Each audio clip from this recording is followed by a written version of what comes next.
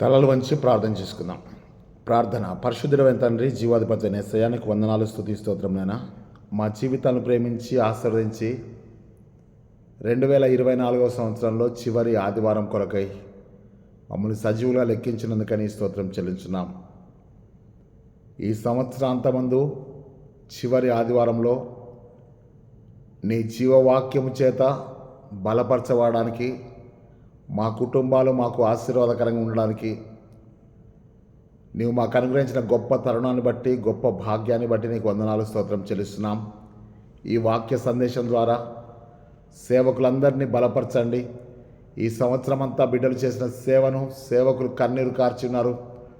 సేవకులు ఎంతోమంది కొరకు ప్రార్థన చేస్తున్నారు. మా అందరి సేవ నీ దృష్టికి అంగీకారంగాను, నీవు మాకు అనుగ్రహించిన సంఘములకు, వారి కుటుంబములకు దీవెనకరంగా ప్రతిష్ఠించమని యేసుక్రీస్తు శక్తిగల నామమును బట్టి వేడుకొంచున్నాం తండ్రి, ఆమెన్. ప్రియమైనటువంటి దేవుని బిడ్డలారా, ప్రభువైన యేసుక్రీస్తు నామములో మీ అందరికీ కూడా శుభం తెలియజేస్తున్నాము. క్రిస్మస్ తర్వాత మొదటి ఆదివారం, ఫస్ట్ సండే ఆఫ్టర్ అడ్వెంట్. ఈ యొక్క దినం యొక్క ప్రత్యేకత ఏంటంటే కుటుంబం యొక్క ఆరోగ్యంతో కూడిన కుటుంబం అని చెప్పేసి అని ఇక్కడ ఆరోగ్యకరమైన కుటుంబం అనేటువంటి అంశాన్ని దేవుడు మనకి ఇచ్చాడు.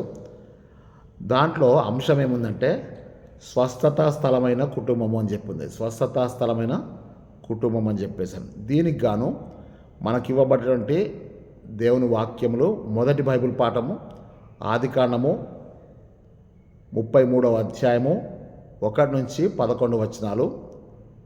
ఆదికాండము 33, 1 నుంచి 11.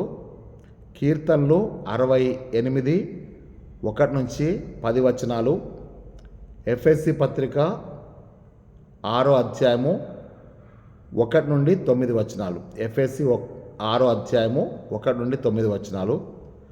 లూకాసు వార్త 15వ అధ్యాయము 11 నుంచి 24 వచనాలు. లూకాసు వార్త 15వ అధ్యాయము 11 నుంచి 24 వచనాలు. ఈ 4 బైబుల్ పాఠాలని అనుసరించి మన అంశము ఆరోగ్యకరమైన కుటుంబము లేదా స్వస్థతా స్థలమైన కుటుంబము. ఆరోగ్యకరమైన కుటుంబము అనగానే మొదటిగా మనం ఏం చేద్దామంటే, కుటుంబము అనగానే మనకేమర్థమవుతుందంటే భార్య, భర్త, పిల్లలు, లేకపోతే తాత, అమ్మమ్మ, నాయనమ్మ వీళ్ళంతా కలిసి కుటుంబం ఉంది. ఉమ్మడి కుటుంబం ఉంది, ఫ్యామిలీ ఉంది, జాయింట్ ఫ్యామిలీ ఉంది కదా. ఈరోజు ఏం చెప్తాంటే ఆరోగ్యకరమైన కుటుంబము. ఒక కుటుంబము ఆరోగ్యకరమైన కుటుంబం అనగానే మనం 3 విషయాలు అర్థం చేసుకోవాలి. మొదటిది ఏంటంటే శారీరక ఆరోగ్యం ఉంది, మానసిక ఆరోగ్యం 2, ఆధ్యాత్మిక ఆరోగ్యం 3. అంటే మనిషికి శరీరము, ప్రాణము, ఆత్మ 3 ఉన్నాయి కనుక మనిషికి ఏం ఆరోగ్యం కావాలంటే శారీరక ఆరోగ్యం కావాలి 1, మానసిక ఆరోగ్యం కావాలి 2, ఆత్మ సంబంధమైన ఆధ్యాత్మిక ఆరోగ్యం కావాలి 3. ఇక్కడ మన స్వస్థత అనగానే, ఆరోగ్యం అనగానే ఉట్టి మనకు తెలిసేటువంటి నాలెడ్జ్ ఏంటంటే కేవలము శరీర సంబంధమైన ఆరోగ్యం గురించే. మనం స్వస్థత అనగానే కూడా మనకేమర్థమైందంటే శరీర సంబంధమైన స్వస్థత కదా. అంటే శరీర సంబంధమైన భౌతికమైన స్వస్థత మాత్రమే కాకుండా మానసిక ఆరోగ్యం ఉంటుంది. మానసిక రోగి అని ఉంటుంది కదా. మెంటలీ డిసైబుల్డ్, మానసికంగా కృంగిపోయే వాళ్ళు ఉంటారు. మీకు అందరికీ తెలుసు, డాక్టర్లు అందరూ ఏం చెప్తారంటే రోగానికి మందు ఉన్నది కానీ మానసిక రోగానికి మందు లేదు అని చెప్పేసి అంటారు. ఈ మానసిక రోగం ఎంత బలవంతులైనా కానీ బలహీనులుగా చేసేస్తుంది. మానసిక రోగం అనేది మందులతో నయమయ్యేది, మెడిసిన్స్తో క్యూర్ అయ్యేది కాదు. శరీరక రోగము ఏదో ఒక మెడిసిన్ తోటో రెస్ట్ తీసుకుంటూనో మనకి రిలీఫ్ వస్తుంది. కానీ మానసిక రోగం మాత్రం ఏ మెడిసిన్ కూడా తగ్గదు. కాబట్టి ఇక్కడ జ్ఞాపకం చేసుకోవాల్సింది అంటే కుటుంబము కదా, ఆరోగ్యకరమైన కుటుంబము. ఆరోగ్యకరమైన కుటుంబం అంటే ఎప్పుడు ఆరోగ్యకరంగా ఉంటుంది కుటుంబం అనేది ఈరోజు నేను మీతో దేవుని వాక్యాన్ని పంచుకుంటున్నాను. ప్రియమైన దేవుని బిడ్డలారా, మరి ఇప్పటి వరకు కూడా నా కొరకు, నా ఆరోగ్యం కొరకు మీరు ప్రార్థన చేశారు. కొన్ని రోజులు నేను మీకు మరి వాక్యాన్ని పెట్టలేకపోయాను. నేను మీకు ఒక విషయం చెప్తాను ఏంటంటే, ఇది మొదలుకొని మీరేం చేయాలంటే యూట్యూబ్ ఛానల్లోకి వెళ్ళిపోయి ప్రతి వారం కూడా రొటేషన్గా, అంటే ఆల్రెడీ నేను ఈ అంశాల మీద వాక్యాలు చెప్పి ఉన్నాను కనుక క్రొత్తగా సబ్స్క్రైబ్ చేయబడినటువంటి సేవకులు, సహోదరులు ఎవరైతే ఉన్నారో వారు ఏం చేయాలంటే 2022 జనవరి మొదటి ఆదివారం నుంచి మీరు ఫాలో చేస్తుంటే ఈ 2025వ సంవత్సరంలో మనం ప్రవేశించే నూతన సంవత్సరంలో అదే వాక్యము, అదే బైబిల్ పాఠాలు, అదే అంశము రిపీటెడ్గా వస్తున్నాయి కనుక దయచేసి నా ప్రార్థన మీరు ఆలకించి మీరేం చేస్తారంటే దానిలో ఉన్నటువంటి ప్రసంగాల్ని మీరు నోట్ చేసుకొని నూతనత్వాన్ని మీరు జోడించి ప్రార్థన చేసి మరి క్రొత్త ప్రసంగాలు తయారు చేయండి. కారణం ఏంటంటే నేను కొన్నిసార్లు నా పరిస్థితిని బట్టి లేదా నా ఆరోగ్య పరిస్థితిని బట్టి నేను మీకు అందించలేకపోతే కూడా మీరు ఏం చేయాలంటే సబ్స్క్రైబ్ చేసిన వాళ్ళు, క్రొత్తగా సబ్స్క్రైబర్స్ ఎవరైతే ఉన్నారో వారు ఏం చేయాలంటే నోటిఫికేషన్ రాదు కాబట్టి అనుకోకుండా మీరు దయచేసి ఏం చేస్తారంటే ఆ యొక్క లింక్ నేను మీకు పంపిస్తాను. కొంతమందికి పంపించకపోవచ్చు, మీరు చూడవచ్చు. దయచేసి మీరు ఏం చేస్తారంటే ఆ యొక్క జనవరి నుంచి మీరేం చేస్తారంటే జనవరి 22వ సంవత్సరంలో ఉన్నటువంటి ప్రసంగాలు మీరు ఫాలో అయితే జనవరి 25వ సంవత్సరంలో ప్రసంగాలు కూడా అవే ఉంటాయి కనుక మళ్ళీ మీకు ఒకవేళ ప్రసంగం అందకపోయినా కానీ మీరు దానిలో నుంచి మీరు తీసుకొని మోకరించి ప్రార్థన చేసి మీరు ఒక మంచి వాక్య సందేశాన్ని సిద్ధపరచవచ్చు. కాబట్టి ఆల్రెడీ 3 years మీకు 21, 22, 23 ఈ 3 సంవత్సరాలు మీకు దాదాపు అంటే 156 ప్రసంగాలు మీకు దాంట్లో ఉన్నాయి. అవి మళ్ళీ రిపీట్ అవుతున్నాయి కనుక మీరు దయచేసి దీన్ని ఫాలో అవ్వవలసిందిగా ప్రేమతో మనవి చేస్తున్నాను. ఇప్పుడు మనం ఏం చేస్తామంటే ఆరోగ్యకరమైన కుటుంబము అనగానే మనం ఏం చేయాలంటే కుటుంబం అనగానే మనం ఏం చేయాలంటే ఇల్లు అని కూడా అంటారు కదా. ఇల్లు అన్న కుటుంబం అన్న ఒకటే కదా. అంటే ఇల్లు అనగానే మనకేం గుర్తొస్తుందంటే కట్టడం, 4 గోడలతో మీకు పెద్ద ఇల్లు ఉందా, మీరు చాలా గొప్పోడు అంట కదా, మీకు డాబా ఉందా, లేకపోతే రేకులు ఇల్లు ఉందా, లేకపోతే పెంకుటిల్లు ఉందా అంటారు. కానీ ఇల్లు అనేటువంటి మాట కూడా ఆశీర్వాదకరమైంది, అది కూడా కుటుంబాన్ని సూచిస్తుందని చెప్పి జ్ఞాపకం చేస్తున్నాను. హౌస్ లేకపోతే హోమ్ అంటాం, లేకపోతే ఫ్యామిలీ అంటాం కదా. ఇవన్నీ మీరు గుర్తుపెట్టుకున్నప్పుడు మనం ఏం చేద్దామంటే వాక్యంలోకి వెళ్ళినప్పుడు కొన్ని విషయాలు జ్ఞాపకం చేసుకొని నేను మీకు 7 కుటుంబాలను నేను మీకు జ్ఞాపకం చేస్తాను. ఈ 7 కుటుంబాలని మీరు ఆధారంగా తీసుకొని ఒక మంచి వాక్య సందేశాన్ని మీరు సిద్ధపరిచినట్టయితే అనేక సంఘాలను, సేవకులు మీరు బలపరిచిన వారవుతారు. కాబట్టి సంవత్సరంలో ఇది చివరి వాక్య సందేశం కనుక మన కుటుంబాల్లో కూడా దేవుడు ఎన్నో గొప్ప కార్యాలు చేసి ఉంటాడు. ఎంతోమంది సేవకులు ఇన్ని దినాలు అంటే 365 దినాల్లో ఒక 3 దినాలు తీసేస్తే 362 దినాలు, లేకపోతే 363 దినాలు.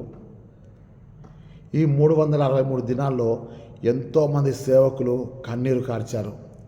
సంఘాల కొరకు విలపించిన దైవజనులు ఉన్నారు. సంఘాల కొరకు మరి ప్రార్థనలో గంటల తరబడి గడిపినటువంటి దైవజనులు ఉన్నారు. ప్రియ దైవజనులారా, మీ అందరికీ నేను ప్రభువైన యేసుక్రీస్తు నామములో శుభం తెలియజేస్తున్నాను. అయితే ఒక విషయం అంటే ఈ సంవత్సరంలో ఎవరికైనా మన సువార్త ప్రకటించలేకపోతే దయచేసి ప్రభువుని ప్రార్థన చేద్దాం. ప్రభువా మమ్మల్ని క్షమించని ప్రార్థన చేద్దాం. ఎవరితోటైనా సమాధాన పడలేకపోతే సమాధాన పడదాం. ఎవరైనా క్షమించలేకపోతే క్షమించుదాం. ఎవరికైనా సువార్త ప్రకటించలేకపోతే ప్రకటించుదాం. సఖ్యమైతే మనుషులందరితో కూడా సమాధానంను, పరిశుద్ధతయు కలిగి ఉంటకు ప్రయత్నం చేద్దాం. హెబ్రీ పత్రిక 12వ అధ్యాయము 14వ వచనం ఉంటుంది. అక్కడ ఏమంటే సఖ్యమైతే అందరితో సమాధానంను, పరిశుద్ధతయు కలిగి ఉంటకు ప్రయత్నం చేయండి అని చెప్పేసి ఉంటుంది. ఈ సంవత్సరము ఇంకా మనకి కొన్ని దినాలే ఉంది. అంటే 30-31 ఉంది. కాబట్టి ఈ 2-3 దినాల్లోనే మన వంతు మనం పూర్తి చేసుకుంటే దేవునికి మనం మహిమకరంగా సేవ చేయగలం. నూతన సంవత్సరం ప్రవేశిస్తున్నాం కనుక వెనక ఉన్న వాటిని మరచి ముందున్న వాటి కొరకు వేగిరపడుతూ క్రీస్తు యేసునందున్నటువంటి గొప్ప బహుమానం కొరకు మనం ముందుకు వెళ్దాం. నేను మీకు సాధ్యమైతే నూతన సంవత్సరపు సందేశాలు కొన్ని సిద్ధపరుస్తాను. మీకు త్వరలోనే నేను మీకు అవి కూడా రికార్డింగ్ చేసి పెట్టడానికి ప్రయత్నం చేస్తాను. మీరు నా కొరకు చేయాల్సిన ఒకటేంటంటే దయచేసి నా కొరకు ప్రార్థన మాత్రం చేయండి. మీ ప్రార్థన ద్వారా నన్ను బలపరచండి.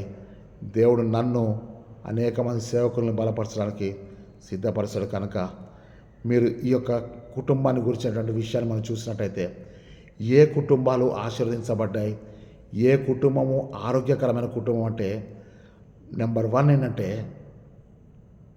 దేవుణ్ణి కలిగిన కుటుంబము ఆరోగ్యకరమైన కుటుంబం.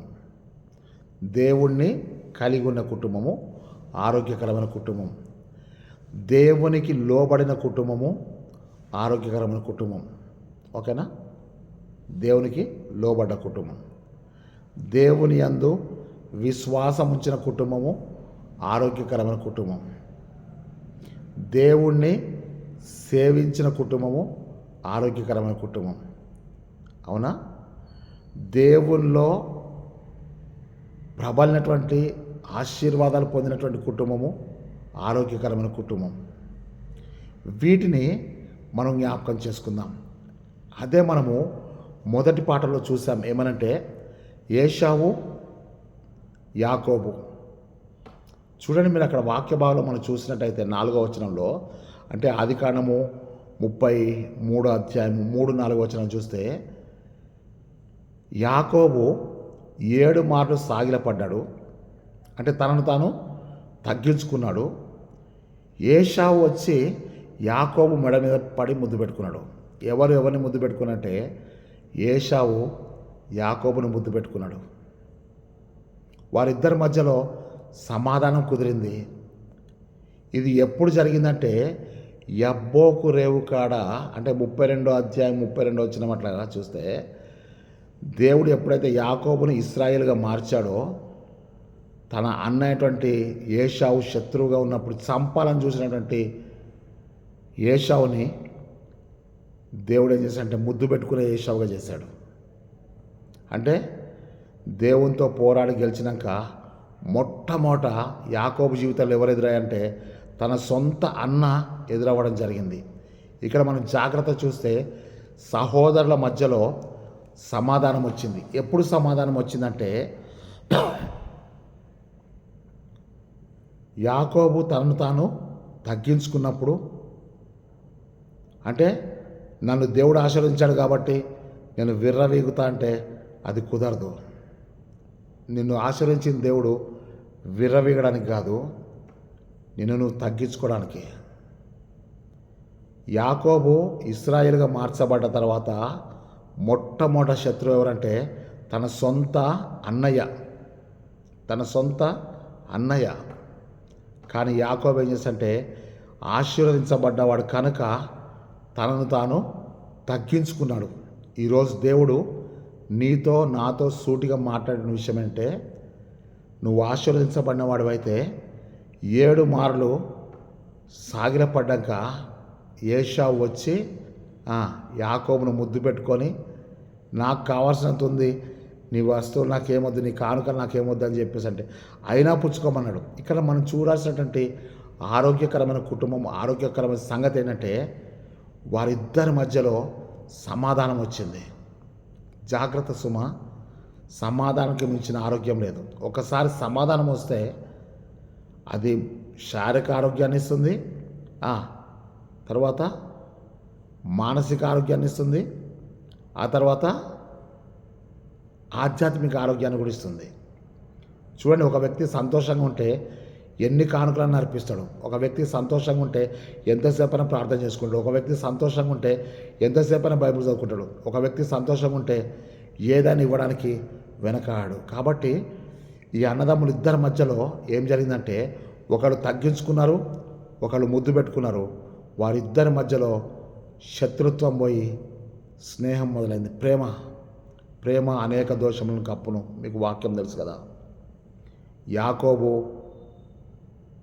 ఏశావు ఇద్దరు కూడా సమాధాన పడ్డారు. వారిద్దరి సమాధానము వారి యొక్క కుటుంబానికి ఆరోగ్యకరంగా ఉంది. కాబట్టి ఇక్కడ ఆరోగ్యకరమైన కుటుంబంలో ఏముంటుందంటే క్షమాపణ, సమాధానము, తగ్గింపు ఉన్నది. కాబట్టే అక్కడ దేవుని కార్యం జరిగినట్టు మనం చూస్తున్నాం. ఇంకొక విషయం ఏంటంటే ధర్మశాస్త్ర ప్రకారం అని చెప్పి ఎఫ్ఎస్సి పత్రికలు ఉంది కదా. ఎఫ్ఎస్సి పత్రికలు అంటే పిల్లల గురించి రాశాడు, తల్లిదండ్రుల గురించి రాశాడు, ఆ తర్వాత దాసుల గురించి రాశాడు, యజమానుల గురించి కూడా రాశాడు. ప్రతి ఒక్కళ్ళకు కూడా పౌలు రాస్తూ ఎఫ్ఎస్సి పత్రిక 6వ అధ్యాయం రాస్తూ ఏం చెప్తుందంటే ధర్మశాస్త్ర ప్రకారం మీరు ఇది చెయ్యండి, వాక్య ప్రకారం ఇది మీరు చేస్తే మీ కుటుంబాల్లో సంతోషం ఉంటుంది, మీరు వర్ధిల్లుతారు, భూమి మీద మీరు దీర్ఘాయుష్మంతులు అవుతారు, మీరు సంతోషిస్తారు. ఇదంతా కూడా ఏంటంటే దాసుల కుటుంబంలోనైనా యజమాని కుటుంబంలో అయినా మరి వాక్యానుసారమైన కుటుంబంలో అయినా ఏం కావాలి అని అంటే అక్కడ మీరు జాగ్రత్త చూడాల్సిన విషయం అంటే మీరు ధర్మశాస్త్రానికి లోబడండి. అంటే వాక్యానుసారంగా జీవిస్తే నువ్వు ఏ స్థితిలో ఉన్నా కానీ నీ కుటుంబము ఆరోగ్యకరమైన కుటుంబంగా ఉంటుందని చెప్పి తెలియజేస్తున్నాడు. ఆ తర్వాత సువార్త పాఠంలోకి వచ్చేస్తే తప్పిపోయిన కుమారుడు మీరు చూడండి. ఆ యొక్క లూకా సువార్త 15వ అధ్యాయము 17వ వచనం చూసినట్టయితే 17 చూసినట్టయితే అక్కడ జాగ్రత్త మనం గమనిస్తున్నాం. ఆ యొక్క తప్పిపోయిన కుమారుడు పందులు తినే పొట్టుతో తన కడుపు నింపుకోవాలని ఆశపడ్డప్పుడు అక్కడ మనం జాగ్రత్త చూస్తే ముఖ్యమైనటువంటి విషయం అంటే అయితే బుద్ధి వచ్చినప్పుడు అన్నాడు. అయితే ఏదో అయ్యింది, ఆ అవ్వగానే వీడికి బుద్ధి వచ్చింది. ఏమైందంటే నా స్నేహితులు అనుకున్నాడు, వెళ్ళిపోయారు. నా డబ్బు అనుకున్నాడు, వెళ్ళిపోయాడు. నా అనుకున్న ప్రతిదీ వెళ్ళిపోయింది. చివరికి అతడు ఆ దేశంలో ఒక దగ్గరికి వచ్చి పందుల పొట్టుతో తన కడుపు నింపుకోవాలనుకుంటే పందులు కూడా ఒప్పుకోవట్లే. అయితే బుద్ధి వచ్చింది. ఎప్పుడు వచ్చిందంటే అన్ని జీవితంలో పోగొట్టుకున్నాక అప్పుడు వానికి బుద్ధి వచ్చింది. కానీ బుద్ధి వచ్చినటువంటి వ్యక్తికి బుద్ధి గల ఆలోచన వచ్చింది. ఏంటంటే నా తండ్రి ఇంట్లో అనేకులకు కూలి వాళ్ళకి ఆహారం సమృద్ధిగా ఉంది, నేను ఇక్కడ ఆకలితో చచ్చిపోతున్నాను అని తర్వాత ఏం చెప్పండి, నేను లేచి ఎక్కడి నుంచి లేస్తాడు, పందుల వాసనలో నుంచి లేచి నేను నా తండ్రి వద్దకు వెళ్ళి, తండ్రి నేను నీకు విరుద్ధంగా నేను పాపం చేశాను, నీ కుమారుని అనిపించుకోవడానికి యోగ్యుడు కాను అని చెప్పి చెప్తాను అని అనుకొని లేస్తాడు. లేచి తండ్రి వద్దకు, ఇంకా వాడు చాలా దూరంగా ఉండగానే తండ్రి అతన్ని చూసి పరిగెత్తుకొని వచ్చి అతని మెడ మీద పడి ముద్దు పెట్టుకున్నాడు. అక్కడ కుటుంబం, తండ్రి కొడుకులు కలుసుకున్న కుటుంబం, అన్న తమ్ముడు, యాకోబు తమ్ముడు ఏశావు అన్నదమ్ములు ఇద్దరు కలుసుకున్న కుటుంబం సమాధాన పడ్డారు, క్షమించుకున్నారు, ముద్దు పెట్టుకున్నారు. అది ఆరోగ్యకరమైన కుటుంబం. ఇక్కడ మనం చూస్తే తప్పిపోయిన కుమారుడు పశ్చాత్తాపంతో తిరిగి తండ్రి యొద్దకు వస్తున్నాడు. తండ్రి ఏమో ప్రేమతో కుమారుని యొద్దకు వస్తున్నాడు. నేను మీకు ఇంతకుముందు వీడియోస్లో కూడా చెప్పాను, తండ్రి ప్రేమకు సూచనగా ఉన్నాడు, కుమారుడు పశ్చాత్తాపానికి సూచనగా ఉన్నాడు. అక్కడ పశ్చాత్తాపడ్డ కుమారుడు పందుల పొట్టు దగ్గర నుంచి లేచి తండ్రి యొద్దకు వెళ్తున్నాడు. ఎటు వెళ్తాడంటే ప్రేమ వైపు పరిగెత్తున్నాడు. ప్రేమ పరిగెత్తుకొని వస్తుంది. పశ్చాత్తాపం నడిచి వెళ్తుంటే ప్రేమ పరిగెత్తుకొని వస్తుంది. ఇక్కడ మనం దొరికించుకోవాల్సినటువంటి లేకపోతే నేర్చుకోవాల్సినటువంటి మర్మం ఏంటంటే పశ్చాత్తాపడి ప్రభు దగ్గరికి వస్తే తండ్రి ప్రేమతో నీ మీద పడి ముద్దు పెట్టుకుంటాడు. నేను మీకు చెప్పాను ఇంతకుముందు, రోమపత్రిక 5వ అధ్యాయం 21వ వచనంలో పాపము ఎక్కడ విస్తరించినో కృప అక్కడ అపరిమితంగా విస్తరించననే మాట ఉంటుంది. అంటే అర్థమంటే పాపము మురికికి సూచనగా ఉంటే ముద్దు ప్రేమకు కృపకు సూచనగా ఉంది. ఒక మగపిల్లవాడిని వాని షర్ట్ మురికి అయిందని ఎప్పుడు తెలుస్తుందంటే కాలర్ చూస్తాం, మెడ మీద మురికి ఉంటే ఈ షర్టు మురికిది అని చెప్పి చెప్తాం. కానీ తండ్రి ఎక్కడ పెట్టంటే బుగ్గ మీద ముద్దు పెట్టలే, కానీ మెడ మీద పడి ముద్దు పెట్టుకున్నాడు. అంటే అర్థమంటే మురికి ఎక్కడుందో ఆ పందుల కొట్ట నుంచి వచ్చిన కుమారుడు దగ్గర ఎంత వాసన వస్తుందో మీరు చూడండి. అక్కడ పవిత్రమైన పెదవులతో ప్రేమతో ఆ మెడ మీద పడి ముద్దు పెట్టుకున్నాడని చెప్పేసి అని రాయబడ్డది. అక్కడ ఇంకో దైవజనుడు చెప్తాడు ఏమనంటే, the mighty father is running, the dirty son is walking అని. అంటే శక్తివంతుడైన తండ్రి ప్రేమ పరిగెత్తుకొని వస్తుంటే మురికిలో ఉన్నటువంటి కుమారుడు నడిచి వస్తున్నాడు. The dirty son is walking, the mighty father is running అని చెప్తారు. ప్రియ దైవజనుడా, స్నేహితుడా, ఈ మర్మాన్ని గమనించు.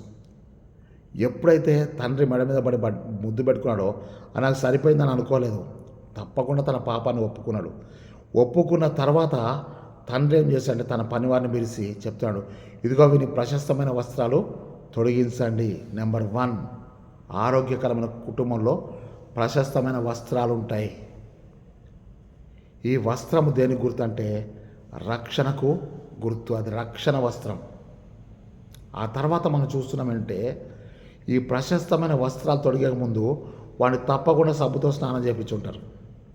స్నానం చేయకుండా, పందుల దగ్గర నుంచి వచ్చినప్పుడు స్నానం చేయకుండా ఎవరు కూడా ప్రశస్తమైన వస్త్రాలు తొడగరు. అంటే వాడు కడగబడ్డాడు, పశ్చాత్తాపడ్డాడు, క్రీస్తు రక్తంలో కడగబడ్డాడు. రక్షణ అనేటువంటి వస్త్రాన్ని, ప్రశస్తమైన వస్త్రాన్ని తొడుక్కున్నాడు. నెంబర్ 2, వానికి ఏం చేశారంటే తన ఉంగరము పెట్టారు. అది ఉంగరము బంగారపు ఉంగరం. ఓకేనా? బంగారం దేనికి గుర్తు అంటే రాజరికానికి గుర్తు. ఓకేనా? ఉంగరం దేనికి గుర్తు అంటే ప్రేమకు గుర్తు. కాబట్టి మొదటిది కడగబడ్డాడు, దానికి ముందు పశ్చాత్తాపడ్డాడు, కడగబడ్డాడు, రక్షణ వస్త్రాన్ని తొడుక్కున్నాడు, ప్రేమ అనేటువంటి ఉంగరాన్ని తొడుక్కున్నాడు, చెప్పులు దొరుకున్నాడు, జోడు దొరుకున్నాడు. అంటే అర్థమంటే సమాధానమును సిద్ధ మనసు గల జోడు అని చెప్పి ఎఫ్ఎస్సి పత్రిక 6వ అధ్యాయము 14వ వచనం ఉంటుంది. సమాధానమును సిద్ధ మనసు గల జోడు అని చెప్పి 14-17 వచనాల మధ్యలో ఉంటుంది. ఎఫ్ఎస్సి 6:14 వచనం అక్కడ ఉంటుంది, మీరు చూడండి. ఇక్కడ చెప్తాడే సమాధానమును సిద్ధ మనసు గల జోడు అంటే రక్షణ వచ్చింది, ప్రేమ వచ్చింది, ఆ తర్వాత సమాధానమును సిద్ధ మనసు గల జోడు. తర్వాత కొవ్విన దూడతో విందు చేశారు. విందు దేనికి గుర్తు అంటే సంతోషానికి సూచన. ఇప్పుడు ఇది ఆరోగ్యకరమైన కుటుంబం. ఆరోగ్యకరమైన కుటుంబంలో ఏముంటాయి అని అంటే రక్షణ ఉంటుంది, తర్వాత ప్రేమ ఉంటుంది, ఆ తర్వాత సమాధానం ఉంటుంది, ఆ తర్వాత విందు సంతోషం ఉంటుంది. ఎక్కడైతే రక్షణ ఉంటుందో అక్కడ తప్పకుండా ప్రేమ ఉంటుంది. ఎక్కడైతే ప్రేమ ఉంటుందో అక్కడ తప్పకుండా సమాధానం ఉంటుంది. ఎక్కడైతే సమాధానం ఉంటుందో అక్కడ సంతోషం ఉంటుంది. ఇప్పుడు నేను మీకు చెప్తానంటే సామెతల గ్రంథము 14వ అధ్యాయము, సామెతలు 14:11 వచనం మనం చూస్తే, భక్తిహీనుల ఇల్లు నిర్మూలమగును, యథార్థవంతుల యొక్క గుడారము ఇల్లు గొప్ప ధననిధి అని చెప్పేసి ఉంది. సామెతలు 14:11, సామెతలు 15:6. నీతిమంతుని ఇల్లు గొప్ప ధననిధి. నీతిమంతుని ఇల్లు గొప్ప ధననిధి. ఇక్కడ మనం చూసినట్టయితే భక్తిహీనుని ఇల్లు ఏమైందంటే నిర్మూలమవుతుంది, నీతిమంతుని ఇల్లు గొప్ప ధననిధి అవుతుంది, యథార్థవంతుని యొక్క గుడారము ఏమైందంటే గొప్ప ధననిధిగా ఉంటుంది. ఇక్కడ మనం చూసినట్లయితే మన ఇల్లు ఆరోగ్యకరంగా అనగా రక్షణ కదా, తప్పిపోయిన కుమారుడు రక్షణ, ప్రేమ, సమాధానము, సంతోషము ఇవి ఉండాలి అని అన్నట్టయితే నువ్వు తప్పకుండా పశ్చాత్తాపంతో నీ జీవితాన్ని ప్రారంభించుకోవాలి. ఏ కుటుంబంలో అయితే పశ్చాత్తాపం ఉంటుందో, యాకోబు 7 మార్లు ఎట్లయితే సాగిలపడ్డాడంటే, ఏ కుటుంబంలో అయితే మరి సాగిలపడే జీవితం ఉంటుందో, తగ్గించుకునే జీవితం ఉంటుందో, అక్కడ ఏం జరుగుతుందంటే శాపం కూడా ఆశీర్వాదంగా మార్చబడుతుంది. జాగ్రత్తగా వినండి. ఇక్కడ మనం చూసేటువంటి విషయం అంటే నువ్వు ఆశీర్వదించబడడం ముఖ్యం కాదు, ఆశీర్వాదాలు కాపాడుకోవడం ముఖ్యం.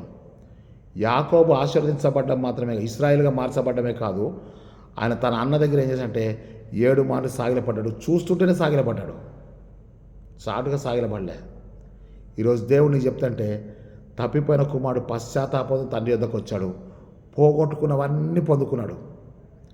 యాకోబు 7 మార్లు సాగిలపడ్డాడు, తన అన్న దగ్గర మొత్తం కూడా ఆశీర్వాదాలు పొందుకున్నప్పుడు కూడా మళ్ళీ ఏం చేశాడంటే సమాధాన పడ్డాడు. ఈరోజు మన జీవితంలో ఆరోగ్యకరమైన కుటుంబంగా ఉండాలి అంటే మానసిక ఆరోగ్యము, శారీరక ఆరోగ్యము లేదా ఆధ్యాత్మిక ఆరోగ్యం ఉండాలి అని అంటే మొట్టమొదటిగా మనం నేర్చుకోవాల్సి అంటే తగ్గించుకోవాలి. రెండోదంటే పశ్చాత్తాపడాలి. చేసిన పాపాన్ని చేసినట్టుగా దేవుని సన్నిధిలో ఒప్పుకోవాలి. ఎప్పుడైతే మనం ఒప్పుకుంటామో, ఎప్పుడైతే మనం దేవుని సన్నిధిలో పశ్చాత్తాపడతామో అప్పుడు ఏం జరుగుతుందంటే దేవుడు మన జీవితంలో గొప్ప కార్యాలు చేస్తాడు. అక్కడ చూడండి, పగ కూడా సాగిలపడ్డప్పుడు ఆశీర్వాదంగా మార్చబడ్డది. ఇక్కడ మనం చూసినట్టయితే దేవుని సన్నిధిలో ఆరోగ్యకరమైన కుటుంబం ఎవరిదయ్యా అంటే ఇప్పుడు మనం చెప్దాం. రక్షణ వస్త్రాలు ధరించుకున్న కుటుంబం, ప్రేమ అనే ఉంగరం ధరించుకున్న కుటుంబం, సమాధానమును సిద్ధ మనసు గల జోడు ధరించుకున్నటువంటి కుటుంబం, సంతోషకరమైన విందు జరుగుతున్న కుటుంబం, ఇది ఆరోగ్యకరమైన కుటుంబము, స్వస్థత స్థలమైనటువంటి కుటుంబం. ఎవరికి స్వస్థత అంటే సంతోషంగా ఉన్నోడికి స్వస్థత, తగ్గించుకున్నోడికి స్వస్థత, లోబడ్డ వాళ్ళకి స్వస్థత. ఇదే మనం గుర్తుపెట్టుకున్నట్టయితే ఒకసారి మనము కీర్తనలు 118వ కీర్తన 15వ వచనం మనం చూసినట్టయితే, నీతిమంతుని గుడారంలో రక్షణను గూర్చిన ఉత్సాహ సునాదము వినబడును. నీతిమంతుల గుడారంలో రక్షణను గూర్చిన ఉత్సాహ సునాదం వినబడుతుందంటే అది ఖచ్చితంగా ఆరోగ్యకరమైనటువంటి కుటుంబము, స్వస్థతా స్థలమైనటువంటి కుటుంబం అని చెప్పి నేను మీకు జ్ఞాపకం చేస్తున్నాను. ఒకసారి మీరు యెషయా గ్రంథము 8వ అధ్యాయము 18వ వచనం చూడండి దయచేసి. యెషయా గ్రంథము 8వ అధ్యాయము 18వ వచనం మనం చూసినట్టయితే అక్కడ ఏం రాయబడదో మనం ఒక్కసారి చదువుదాం. నేను చదువుతాను, జాగ్రత్త మీరు చూడండి. యెషయా గ్రంథము 8వ అధ్యాయం 18వ వచనం మనం చూసినట్టయితే, ఇదిగో నేనును యెహోవా నాకు ఇచ్చిన పిల్లలను సీయోను కొండ మీద నివసించు సైన్యములకు అధిపత్యకు యెహోవా వలన సూచనలుగాను మహత్కార్యములుగాను ఇశ్రాయేలు మధ్యలో ఉన్నాము. This is right now. ఇది ఇప్పుడు జరుగుతున్న విషయం ఏంటంటే, నేనును యెహోవా నాకు ఇచ్చిన పిల్లలు. జాగ్రత్త గుర్తుపెట్టుకోండి. నా కొడుకు, నా బిడ్డ, నా మనవరాలు, నా మనవడు అని చెప్పి అనడం కాదు. యెహోవా నాకు ఇచ్చిన పిల్లలు. నేనేం ప్రార్థన చేస్తుంటే, దేవా నువ్వు నాకు ఇచ్చిన కుమారుణ్ణి నీ కృపలో భద్రపరచు. నీవు నాకు ఇచ్చిన కుమారుడు ఫస్ట్ నేను, తర్వాత యెహోవా నాకు ఇచ్చిన పిల్లలు. సియోను కొండ మీది యెహోవాను సూచనలుగాను మహత్కారముగాను ఇశ్రాయేలు మధ్య మేము ఉన్నాము. ఈరోజు నువ్వు యెహోవాను సూచనగా మహత్కార్యంగా ఉన్నావా లేదా? ఒక్కసారి మనం జ్ఞాపకం చేసుకుందాం. యెషయా గ్రంథం 8వ అధ్యాయము 18వ వచనం మీరు రాసుకోండి తప్పకుండా. ఇది తప్పనిసరిగా ఆరోగ్యకరమైన కుటుంబంగా ఉన్నప్పుడు, ఆరోగ్యకరమైన కుటుంబం ఏమైందంటే సాక్ష్యం ఇచ్చి మానసికంగా, శారీరకంగా, ఆధ్యాత్మికంగా కూడా సూచనలుగా ఉండేటువంటి కుటుంబంగా ఉందని జ్ఞాపకం చేస్తున్నాను. చివరిగా నేను మీకు ఏం చేస్తాను అంటే 7 కుటుంబాలు మీకు పరిచయం చేస్తాను. ఆ కుటుంబాల నుంచి మీరు కొన్ని ముఖ్యమైన విషయాలు తీసుకొని దేవుని వాక్య సందేశాన్ని సిద్ధపడవలసిందిగా ప్రేమతో మిమ్మల్ని మనవి చేస్తున్నాం. మొట్టమొదటి కుటుంబం ఏం కుటుంబం అంటే దేవుని చేత ఏర్పాటు చేయబడిన కుటుంబం, దేవుని చేత నిర్మించబడిన కుటుంబం. ఎవరి కుటుంబం అంటే ఆదాము కుటుంబం, ఆదాము అవ్వల కుటుంబం. ఇది మనము ఆదికాండము 1వ అధ్యాయము 27, 28 వచనాలు మనం చూస్తున్నాం. నెంబర్ 1 కుటుంబం అంటే దేవుని చేత నిర్మించబడిన కుటుంబం. అదేం కుటుంబము అని అంటే దేవుడు వారిని స్త్రీనిగాను పురుషునిగాను సృజించెను అంటే దేవుని చేత సృజింపబడిన కుటుంబము. రెండోది ఏంటంటే దేవుడు వారిని ఆశీర్వదించెను అదేం కుటుంబం అంటే ఆశీర్వదించబడిన కుటుంబం. ఇక్కడ నేను మీకు ఒక మర్మాన్ని చెప్తాను, మీరు ఆలోచన చేయండి. ఆదికాండం 3వ అధ్యాయము 21వ వచనం 24వ వచనం మధ్యలో 23వ వచనం, ఎస్పెషల్లీ 23rd వర్సెస్ అలా మనం చూస్తే దేవుడు వారిని వెళ్ళగొట్టెను. మీరు జాగ్రత్త చూడండి, దేవుడు వారిని వెళ్ళగొట్టాను. అప్పుడు మనం ఏం చెప్తామంటే అది వెళ్ళగొట్టబడిన కుటుంబం కదా అని చెప్పేసి అంటాం. అది వెళ్ళగొట్టబడిన కుటుంబమే. కానీ దేవుడు సృజించినప్పుడు దేవుడు వారిని స్త్రీని కానీ పురుషుని కానీ సృజించను. ఆదికాండం 1:27, 28 దేవుడు వారిని ఆశీర్వదించను. ఓకేదా? వారు సృజింపబడినవారు ప్లస్ ఆశీర్వదించబడినవారు. దేవుడు వారిని వెళ్ళగొట్టినప్పుడు ఆ ఆశీర్వాదాలు వెనక్కి తీసుకోలేదు. ఇది మీరు మర్మంగా గ్రహించండి. వాళ్ళు వెళ్ళగొట్టబడ్డారు, కానీ ఈ సృజించినప్పుడు ఆశీర్వదించినటువంటి ఆశీర్వాదాలని దేవుడు వెనక్కి తీసుకోలే. మిమ్మల్ని వెళ్ళగొడుతున్నా నేను ఆశీర్వాదాలు వెనక్కి తీసేసుకుంటానులే. వాళ్ళు సృజించబడినప్పుడే వాళ్ళు ఆశీర్వదించబడ్డారు కనుక వెళ్ళగొట్టబడినప్పుడు కూడా ఆశీర్వాదాలు, దేవుని ఆశీర్వాదాలు వాళ్ళతో ఉన్నాయి. అందుకే వాళ్ళు కృపచేత మళ్ళీ రక్షించబడ్డారు. యేసుక్రీస్తు రక్తం ద్వారా మళ్ళీ మనం కృపచేత రక్షించబడ్డామంటే అర్థమంటే again through Christ we are coming back to God. దేవుళ్ళలోనికి మళ్ళీ మనం వెనక్కి రావడానికి యేసుక్రీస్తు ద్వారా మనకు ఆ మార్గం వచ్చింది. ఓకే కదా? ఇప్పుడు దేవుని చేత నిర్మించబడ్డ కుటుంబము ఆదాము కుటుంబము, అవ్వ కుటుంబం. ఆదాము అవ్వల కుటుంబము అదేమైందంటే దేవుని చేత సృజించబడినది, దేవుని చేత ఆశీర్వదించబడ్డ కుటుంబం. అది నెంబర్ 2 వచ్చేసి మనం ఏం చేస్తామంటే దేవునికి లోబడిన కుటుంబం. దేవుని మాటకి లోబడ్డ కుటుంబం ఏంటంటే అది నోవహు కుటుంబం. ఆదికాండము 7వ అధ్యాయము 17వ వచనం, దేవుడు చెప్పిన కొలతలతోటి నోవాహు అనగా నెమ్మది అని అర్థం. నోవాహు ఏం చేశాడంటే ఓడను నిర్మించాడు, చెప్పిన ప్రకారం నిర్మించాడు. తర్వాత ఓడలో ప్రవేశించమని చెప్పినప్పుడు దేవుని మాటకు లోబడ్డ మొట్టమొదటి వ్యక్తి ఎవరంటే నోవాహు. నోవాహు ఎప్పుడైతే దేవుని మాటకు లోబడ్డాడో, దేవుని మాటకు లోబడ్డటువంటి నోవాహు భార్య లోబడి నోవాహు ఎమ్మటే ఓడలోకి ప్రవేశించింది. దేవుని మాటకు లోబడ్డటువంటి తండ్రిని, దేవుని మాటకు లోబడ్డ తల్లిని ఎప్పుడైతే ఆ 3 కుమారులు చూశారో, ఆ 3 కుమారులు కూడా తండ్రితో తల్లితో కలిసి ఓడలో ప్రవేశించారు. అంటే దేవుని మాటకు లోబడ్డారు. ఎప్పుడైతే తమ భర్తలు తమ తల్లిదండ్రుల మాటకు లోబడ్డారో వెంటనే ఈ 3 కోడలు కూడా తమ భర్తలకు లోబడి వారు కూడా ఏమయ్యారంటే ఓడలో ప్రవేశించారు. ఇప్పుడు మనం చూద్దాం నోవాహు కుటుంబం ఏం కుటుంబం అంటే దేవుని మాటకు లోబడ్డ కుటుంబం. ఎప్పుడైతే దేవుడు ఆ తలుపు మూసేశాడో, ఓడ తలుపు, అది బయట నుంచి మూయబడ్డది, లోపల నుంచి మూయబడలేదు. దేవుడే ఆ తలుపును మూసేశాడు. ఇక బయట వాళ్ళు ఎవరికి లోపలికి రావడానికి అవకాశం లేదు. ఇప్పుడు బయట జలప్రళయం స్టార్ట్ అయింది. ఈ జలప్రళయం ఎంత జలప్రళయం అంటే పర్వతాలు మునిగిపోయేంత జలప్రళయం వచ్చింది. ఆ తర్వాత మనం చూస్తే ఈ జలప్రళయం అందరూ చనిపోతున్నారు. వీళ్ళు ఎంతైతే మునిగిపోతున్నారో ఆ ఓడలో ఉన్నటువంటి నోవహు వాడంత పైకి లేస్తుంది. అది ఇప్పుడు ఏం ఓడ అంటే రక్షణ ఓడ. ఎవరు రక్షణ ఓడ అంటే లోబడ్డటువంటి వారికి, దేవుని మాటకు లోబడ్డటువంటి వారికి రక్షణ అనే ఓడ వచ్చింది. ఆ రక్షణ అనే ఓడలో ప్రవేశించిన వారు అంతకంతకు పైకి ఎత్తబడ్డారు. రేపు మనం సంఘం ఎత్తబడేటప్పుడు కూడా ఎవరైతే యేసుక్రీస్తులో రక్షణ పొందుతారో, రక్షించబడ్డవారు సంఘములో ఎత్తబడతారు. ఎత్తబడితేనే తప్ప త్రూ క్రైస్ట్ ఓన్లీ. యేసుక్రీస్తే రక్షణ ఓడ అని చెప్పి నేను మీకు జ్ఞాపకం చేస్తున్నాను. యేసుక్రీస్తులో ప్రవేశిస్తేనే మనకు రక్షణ ఉంటుందని చెప్పి జ్ఞాపకం చేస్తున్నాను. ఇప్పుడు నోవహు భార్య, కుమారులు, కుమార్తెలు, కోడళ్ళు అనగా 8 మంది మాత్రమే రక్షించబడ్డట్టుగా కొరింథీయులకు రాసిన మొదటి పత్రిక 10వ అధ్యాయంలో రాయబడ్డది. 8 మందే రక్షించబడ్డారు. అక్కడ మనం చూసినట్టయితే ఈ 8 మందే బాప్తిసం తీసుకున్నట్టు కూడా రాయబడ్డది. ప్రియులారా, ఈరోజు దేవుడు నీకు నాకు చెప్తుంటే మొదటిది సృజించబడి ఆశీర్వదించబడ్డ కుటుంబము, రెండవది దేవుని మాటకు లోబడి ఓడలో ప్రవేశించి రక్షించబడ్డ కుటుంబం, మరణంలోంచి జీవంలో ప్రవేశించిన కుటుంబం. నెంబర్ 3 ఎవరంటే అబ్రహాము కుటుంబం. అబ్రహాం కుటుంబం దేని గుర్తంటే నిబంధన కుటుంబం.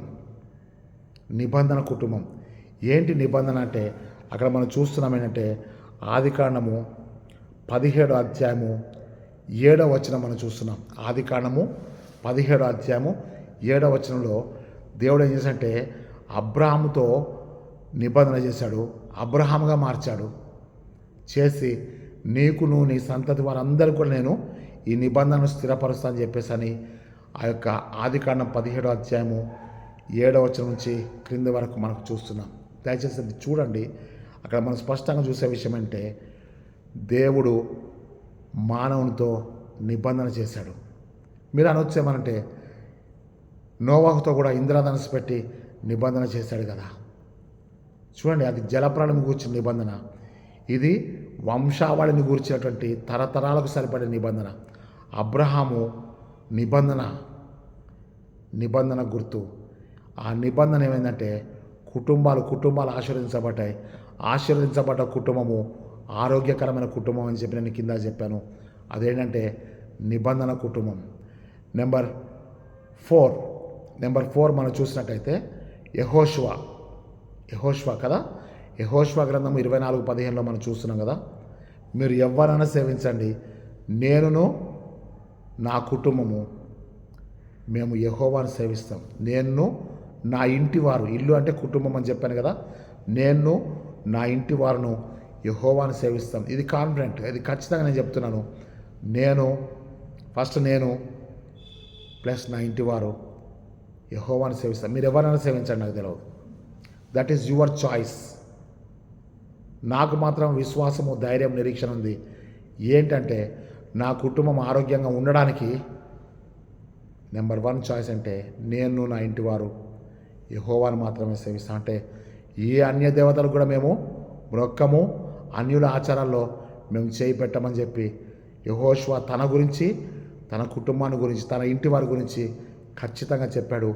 ఇది యెహోషువ గ్రంథము 24:15లో ఉంటుంది. నెక్స్ట్ మనం చూసినట్టయితే దావీదు, నెంబర్ 5 దావీదు ఏం చెప్తున్నాడో మనం చూస్తే 1 సమూయేలు 7వ అధ్యాయము 29వ వచనం మనం చూస్తున్నాం. 2 శామ్యూయల్ 7th చాప్టర్ వర్సెస్ 29. అక్కడ స్పష్టంగా ఏంటంటే నీ వలన మేము ఆశీర్వదించబడ్డాం. నువ్వు ఆశీర్వదిస్తే మేము ఆశీర్వదించబడతాం. నీ వలన ఆశీర్వదించబడ్డ కుటుంబంగా ఉండాలని చెప్పి ఒకసారి నేను మీ కొరకు నేను దాన్ని చదివి వినిపిస్తాను. 2 శామ్యూయల్ అక్కడ చూడండి, 2వ సమూయేలు 7వ అధ్యాయము 29వ వచనం నేను మీకోసం చదువుతాను. చూడండి, అక్కడ మీరు చూసినట్టయితే దయచేసి నీ దాసుడనైన నా కుటుంబము నిత్యము నీ సన్నిధిలో ఉండునట్లుగా, నా కుటుంబము నిత్యము నీ సన్నిధిలో ఉన్నట్లుగా దానిని ఆశీర్వదించుము. యెహోవా నా ప్రభువా, నీవు సెలవిచ్చి ఉన్నావు, నీ ఆశీర్వాదము నుండి నా కుటుంబము నిత్యము ఆశీర్వదించబడుగాక. హల్లెలూయా. ఇక్కడ మర్మం ఎక్కడ ఉందంటే నీ దాసుడు అని చెప్పాడు చూడండి. ఆ దాసుని కుటుంబాన్ని దేవుడు ఆశీర్వదిస్తున్నాడు. నువ్వు ఎప్పుడైతే దాసునిగా మార్చబడతావో నీ కుటుంబము ధన్యుడిగా మార్చబడుతుంది. ప్రియులారా, నీ చేత ఆశీర్వదించబడ్డ నా కుటుంబము నిత్యము ఆశీర్వదించబడినట్లుగా. దేవా, ప్రభువా, నీ నిబంధన జ్ఞాపకం చేసుకో. ఈరోజు దావీదు కుటుంబము ప్రబలను అంటుంది. 2 Samuel 3rd chapter versus 1-3.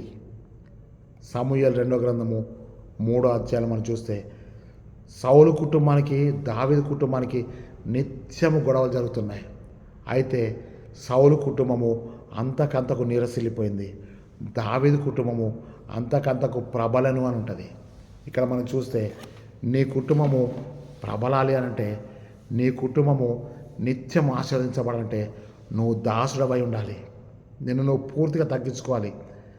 There is no other choice to get the blessings from God.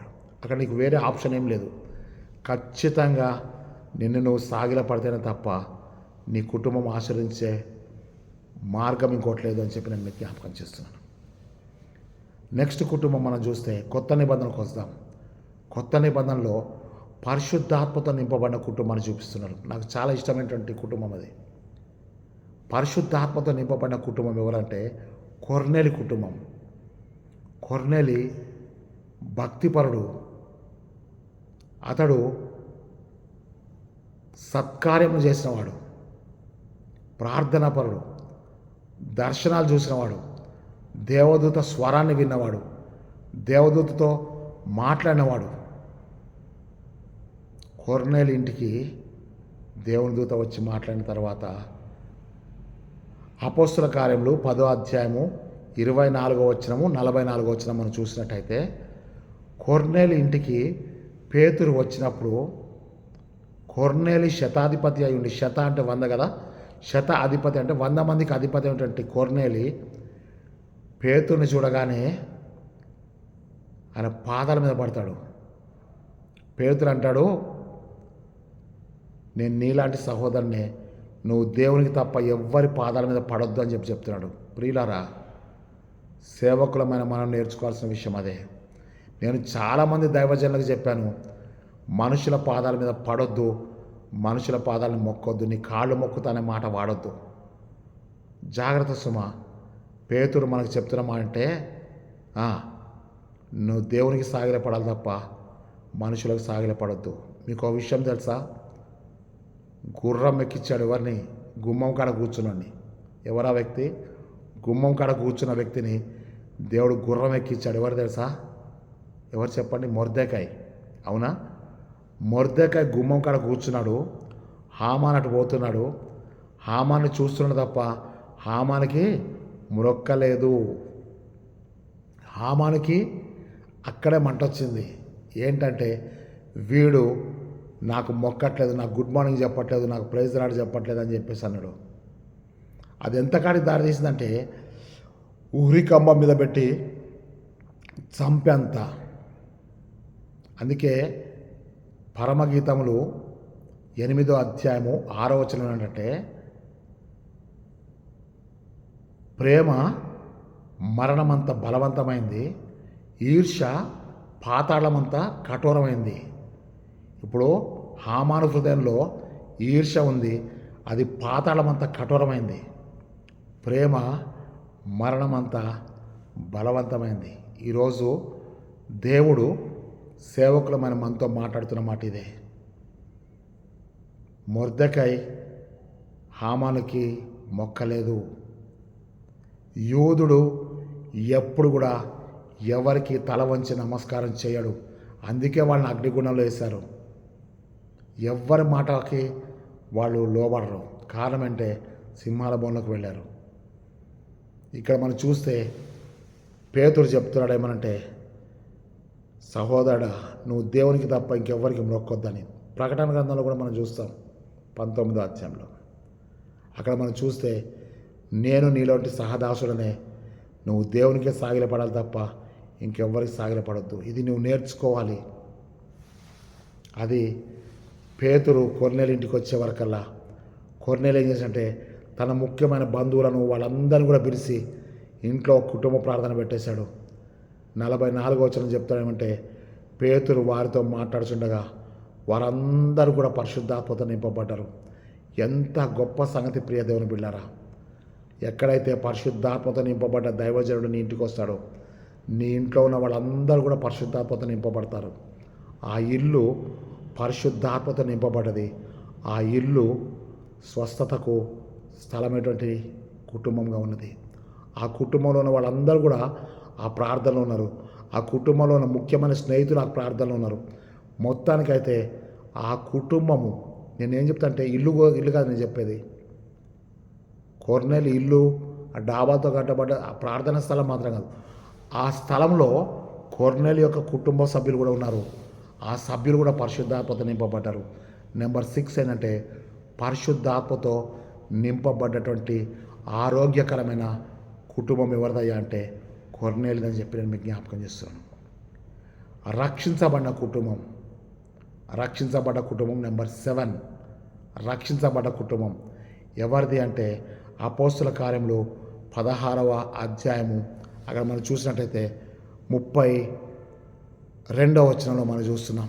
అక్కడ ఏముంటుందంటే 33వ వచనం చూస్తున్నాం, 34వ వచనం మనం చూస్తున్నాం. చెరసాల నాయకుడు అక్కడికి వచ్చినప్పుడు ప్రభువైన యేసునందు విశ్వాసం ఉంచు, అప్పుడు నీవును నీ ఇంటి వారును రక్షించబడతారని చెప్తే వెంటనే వారి ఇంటి వారందరూ కూడా బాప్తిసం పొందారు. ఇంటి వారు అని రాయబడింది, అంటే కుటుంబం అని అర్థం. అతడును అతని ఇంటి వారందరూ కూడా బాప్తిసం పొందారు. అక్కడ వారి గాయములు కడిగి కట్టుపెట్టారు. వారి కుటుంబం అంతా కూడా ఆనందించాను అని చెప్పింది అక్కడ రాయబడ్డది. ఇప్పుడు అది ఆనందించే కుటుంబం. అక్కడ మనం చూస్తే రక్షించబడ్డ కుటుంబం. మళ్ళీ జ్ఞాపకం చేస్తాను, మొదటి నుంచి ఇక్కడ చివరి వరకు నేను మీకు జ్ఞాపకం చేస్తాను. నెంబర్ 1 కుటుంబం సృజించబడి ఆశ్రయించబడ్డ కుటుంబం, అది ఆరోగ్యకరమైన కుటుంబం. నెంబర్ 2 దేవుని మాటకి లోబడ్డటువంటి కుటుంబం, నోవాహు కుటుంబం, అది ఆరోగ్యకరమైన కుటుంబం. అంటే ఆశ్రయించబడ్డ వాళ్ళు, సృజించబడ్డ వాళ్ళు, లోబడ్డ వాళ్ళు, ఆరోగ్యకరమైన కుటుంబం. నెంబర్ 3 వచ్చేసి ఏమైందంటే నిబంధన కుటుంబం. అక్కడ ఏముందంటే ఆదికాండము 17వ అధ్యాయము 4వ వచనం అంటే అబ్రహాము సాగిలపడను, దేవుడు అతనితో మాటలాడనని ఉంటుంది. అబ్రహాము కుటుంబము నిబంధన కుటుంబం. నిబంధన కుటుంబము ఆరోగ్యకరమైన కుటుంబం. ఎప్పుడయ్యానంటే అబ్రహాము సాగిలపడ్డప్పుడు. అబ్రాముగా సాగిలపడ్డాడు, అబ్రహాముగా ఆశీర్వదించబడ్డాడు. ఓకేనా? అది సాగిలపడ్డ కుటుంబం, నిబంధన కుటుంబం. నెక్స్ట్ మనం యెహోషువను చూస్తున్నాం. మీరందరూ ఎక్కడికైనా పోండి కానీ నేను నా ఇంటి వారు యెహోవాను సేవిస్తాం. అంటే ఇది ఏం కుటుంబం అంటే దేవుణ్ణి సేవించే కుటుంబం. ఎవరు ఆరోగ్యవంతులు అంటే దేవుణ్ణి సేవించేవారు ఆరోగ్యవంతులు. ఎవరు ఆశ్రయించబడ్డారు అంటే సాగిలపడ్డవారు ఆశ్రయించబడుతున్నారు. నెక్స్ట్ మనం దావీదుని చూస్తున్నాం. దావీదు చెప్తాడు, నేను దాసుడు అని అంటున్నాడు. మీకు అర్థమైంది కదా దేవుని బిడ్డారా? లోబడ్డట నోవహు, సాగిలపడ్డ అబ్రహాము, సేవించే యెహోషువ, దాసుడను అని చెప్పినటువంటి దావీదు కుటుంబము ప్రబలినట్టుగా మనం చూస్తున్నాం. తర్వాత మనం చూస్తే కొర్నేలు కుటుంబం, పరిశుద్ధాత్మతో నింపబడ్డ కుటుంబం, రక్షించబడ్డ కుటుంబం, దైవజనం ఇంటికి చేర్చుకొని బాప్తీసం పొంది గాయములు కడిగి కట్టుకట్టి ఇంట చేర్చుకునేటువంటి కుటుంబం, చెరసాల నాయకుని యొక్క కుటుంబం. ఇది రక్షించబడ్డ కుటుంబం. ఎవరు ఆరోగ్యకరమైన కుటుంబము, ఎవరి కుటుంబము స్వస్థతకరమైన కుటుంబం అంటే సృజించబడ్డవాళ్ళు, ఆశ్రయించబడ్డవారు, లోబడ్డవారు, నిబంధన చేయబడి సాగిలపడ్డవారు, సేవించేవారు, దాసులుగా తాము తగ్గించుకున్నవారు, పరిశుద్ధాత్మతో నింపబడ్డవారు, ఇంకా చెప్పాలంటే బాప్తిసం తీసుకొని రక్షణ పొందినవారు. నూతన సంవత్సరంలో ప్రవేశించే మనము దేవుని సన్నిధిలో సాగిలపడదాం, దాసులుగా మార్చబడదాం, దేవుని సన్నిధిలో సాగిలపడదాం. మన కుటుంబాలు పరిశుద్ధాత్మకు నిలయంగా ఉండేటట్టు చేద్దాం. రక్షించబడిన చెరసాల నాయకుని కుటుంబం వలె మన కుటుంబంగా ఉన్నట్లు పరిశుద్ధాత్మ దేవుడు మనల్ని ఆశీర్వదించినట్లుగా మోకరించి ప్రార్థన చేసుకుందాం. పరిశుద్ధుడైన తండ్రి, జీవాధిపతివైన యేసయ్యా, నీకు స్తోత్రం నాయనా. నీ దాసుని నా గురించి ప్రార్థన చేస్తున్నా దైవజనులందరి కొరకు నీకు వందనాలు చెల్లిస్తున్నాం. నీవిచ్చిన మానసిక ఆరోగ్యాన్ని బట్టి, నీవిచ్చిన శారీరక ఆరోగ్యాన్ని బట్టి, నీవిచ్చిన ఆధ్యాత్మిక ఆరోగ్యాన్ని బట్టి, నీ దాసుని కొరకు ప్రార్థన చేసిన ప్రతి సహోదరి సహోదరుల కొరకు, విశ్వాసుల కొరకు, సంఘముల కొరకు, దైవజనులైనటువంటి నా తోటి దైవజనులందరి కొరకు నీకు వందనాలు, స్తుతి స్తోత్రం చెల్లిస్తున్నాం నాయన. ఇంకా సంపూర్ణమైనటువంటి కుటుంబంగా, మేము ఆరోగ్యకరమైన కుటుంబంగా, ఆశీర్వదించబడిన కుటుంబంగా, పరిశుద్ధాత్మతో నింపబడిన కుటుంబంగా, రక్షించబడిన కుటుంబంగా ఉంటే కృప చూపించి నూతన సంవత్సరంలో ప్రవేశిస్తున్న మేము మా ఈ గృహములు, మా గుడారములు రక్షణ గురించిన సునాదంతో ఉంటకు, నేను యెహోవా నాకు ఇచ్చిన పిల్లలు సీయోను కొండ మీద నివసించు యెహోవా వలన సూచనలుగాను మహత్కారములుగాను ఇశ్రాయేలు మధ్య నివసించుటకు, మేము ఉండుటకు, మా కుటుంబాలు ఉంటకు కృప చూపించమని, మరణం వరకు నమ్మకంగా ఉండము, నేను నీకు జీవగటి ఇస్తామని చెప్పి సెలవిచ్చావు. ప్రభువా, మా క్రియల చొప్పున జీతం ఇస్తాను కనుక నీ ఆత్మచేత మమ్మల్ని అభిషేకించి సాగిలపడే జీవితంను నాన్న మా అందరికీ కూడా దయచేసి సేవించే కుటుంబంగా ఉంటకు, దాసులుగా ఉంటకు కృప చూపించమని, శాశ్వతమైన నీ ప్రేమకు, నీ కృపకు, నీ దీవెనకు, నీ నిత్యరాజ్యానికి మమ్మల్ని పాత్రలు చేసి నడిపించమని యేసుక్రీస్తు శక్తిగల నామమును బట్టి వేడుకొంచున్నాం తండ్రి. ఆమెన్. మన ప్రభువైన యేసుక్రీస్తు కృపయు, తండ్రి అయిన దేవుని ప్రేమయు, పరిశుద్ధాత్మ యొక్క సహవాసము, సకల దీవెనలు ప్రార్థించిన మనందరికీ దేవుడు మనకిచ్చిన కుటుంబములకు, సంఘములకు ఇప్పుడు సదాకాలం తోడై ప్రభువు తన నిత్య మహిమలో మనందరినీ చేర్చుకొనుగాక. Amen, amen, amen. దేవుడు మనందరినీ దీవించునుగాక. దేవుని నామమునకు మహిమ కలుగునుగాక. ఆమెన్. 9553831316 అనే నెంబర్కి ఫోన్ చేయండి. మీ ప్రార్థన అవసరతలు తెలియచేయండి. నూతన సంవత్సరపు సందేశం కొరకు మీరు ఎదురు చూడండి.